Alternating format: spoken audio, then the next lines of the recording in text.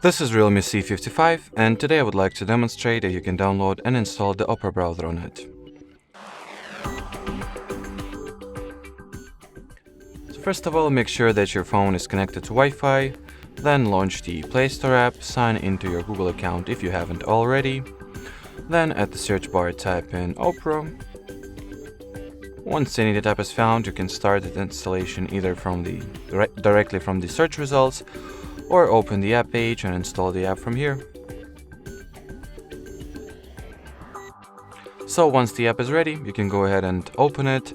By the way, while launching Opera for the first time, it is required that you undergo a very simple setup procedure. So first tap at the continue button, then decide whether you would like to enable notifications for Opera, or perhaps set it as your default browser app right off the bat.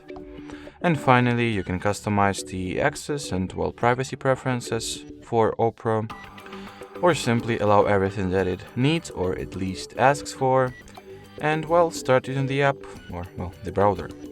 Alrighty, so that will be it. Thanks for watching, and bye bye.